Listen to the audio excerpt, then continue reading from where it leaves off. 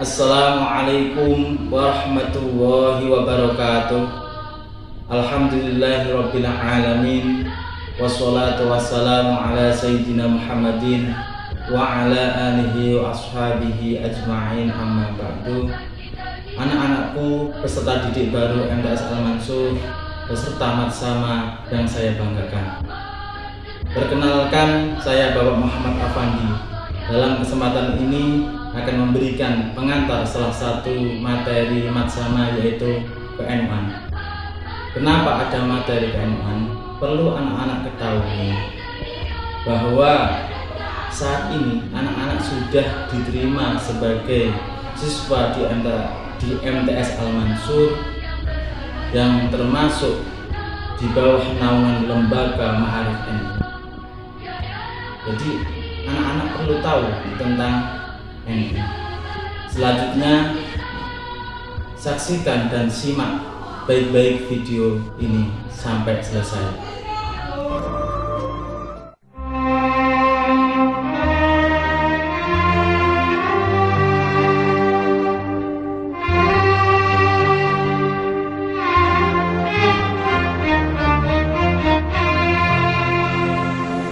Nahdlatul Ulama atau Kebangkitan Ulama berdiri pada 16 Rajab 1344 Hijriah atau 31 Januari 1926 Miladiah. Organisasi ini pertama dipimpin Hadratus Syekh Kiai Haji Hasyim Asy'ari sebagai Rois Akbar, seorang di antara pejuang kemerdekaan Indonesia. Sebagai ketua Tanfidiyah pertama kali atau istilah saat itu Presiden Tanfidiyah adalah Haji Hasan Gipo. Didukung sejumlah nama tokoh seperti Kiai Dahlan Akhyat Kebon Dalem, Kiai Haji Mas Alwi bin Abdul Aziz, Kiai Abdul Wahab Hasbullah, Kiai Bisri Samsuri, Kiai Halim Lemuding, Kiai Abdullah Fakih Mas Kumambang Gresik, Kiai Asnawi Kudus, Kiai Mas Nawawi Pasuruan, Kiai Haji Dahlan Abdul Kohar Mojokerto, dan Kiai Haji Raden Muntoha Madura. Istilah Nahdlatul Ulama pertama kali muncul atas usulan Kiai Haji Mas Alwi bin Abdul Aziz dari sebutan yang sebelumnya dilontarkan Kiai Abdul Hamid, pimpinan Pondok Pesantren Sedayu Gresik, dalam rapat para ulama pendiri di Kampung Kertopaten, Surabaya. Sedang lambang Nahdlatul Ulama dicipta oleh Kiai Ridwan Abdullah. Sejak berdirinya hingga kini, Nahdlatul Ulama mempunyai komitmen yang tegas dalam mengiringi perjalanan sejarah Republik Indonesia. Untuk menegaskan prinsip dasar organisasi ini, maka Kiai Haji Hasyim Asy'ari merumuskan kitab Qonun Asasi atau prinsip dasar.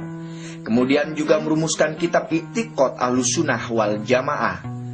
Kedua kitab tersebut kemudian diejawantahkan dalam Khitoh Nahdlatul Ulama yang dijadikan sebagai dasar dan rujukan warga Nahdlatul Ulama dalam berpikir dan bertindak dalam bidang sosial, keagamaan, dan politik.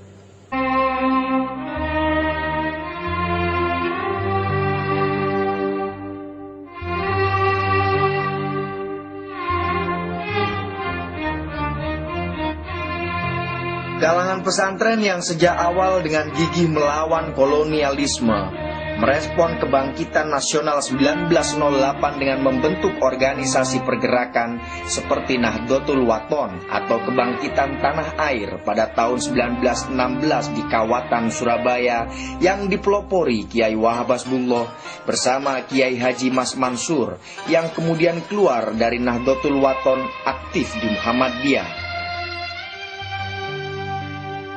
Pada tahun 1918 didirikan Taswirul Afkar di kawasan Kebon Dalem, Surabaya sebagai wahana pendidikan sosial politik dan keagamaan kaum santri.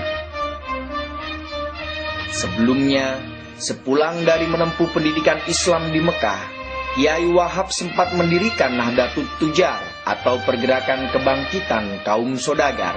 Serikat ini dijadikan basis untuk memperbaiki perekonomian rakyat. Pada perkembangan berikutnya, Nahdlatul Wathon kemudian berkembang sangat pesat dan memiliki cabang di beberapa kota. Selain di Surabaya, juga di Gresik, Malang, Banyuwangi, Semarang, hingga di Menes, Banten. Ketika Raja Ibnu Saud hendak menerapkan asas tunggal, yakni madhab Wahabi di Mekah, serta hendak menghancurkan semua peninggalan sejarah Islam maupun pra-Islam yang selama ini banyak diziarahi karena dianggap bid'ah, mendapat sambutan hangat dari kaum modernis di Indonesia, baik kalangan Muhammadiyah maupun PSII. Sebaliknya, kalangan pesantren yang selama ini membela tradisi keberagaman yang sudah berlangsung lama, menolak pembatasan bermadhab dan penghancuran warisan peradaban tersebut.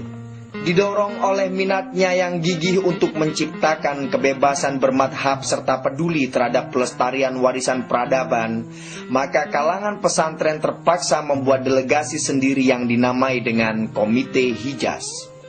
Komite ini diketuai Kiai Haji Wahab Hasbullah bersama Syekh Ahmad Ghonaim Al-Misri dan Kiai Asnawi Kudus. Dengan dukungan Haji Hasan Gipo dan Haji Burhan, berhasil dikumpulkan dana untuk memberangkatkan para kiai ke Mekah.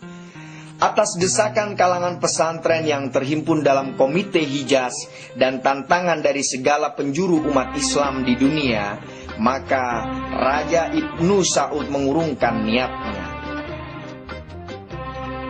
Hasilnya, hingga saat ini di Mekah bebas dilaksanakan ibadah sesuai dengan madhab mereka masing-masing. Itulah peran internasional kalangan pesantren pertama yang berhasil memperjuangkan kebebasan bermadhab dan berhasil menyelamatkan peninggalan sejarah dan peradaban yang sangat berharga. Berangkat dari Komite Hijaz dan berbagai organisasi yang bersifat embrional dan ad hoc, maka setelah itu dirasa perlu untuk membentuk organisasi yang lebih sistematis untuk mengantisipasi perkembangan zaman. Setelah berkoordinasi dengan berbagai kiai se-Jawa dan Madura, maka muncullah kesepakatan untuk membentuk organisasi yang dinamakan Nahdlatul Ulama. Tadi baru peserta tadi sudah menyimak dan menyaksikan video. Selanjutnya Bapak Guru punya 3 pertanyaan.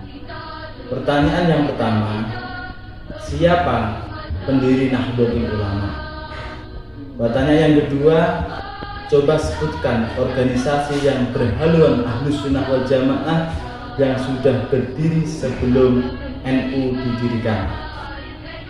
Pertanyaan yang ketiga, apa peran Komite Hijaz? Tolong 3 pertanyaan itu anak-anak jawab. Mungkin itu dari saya.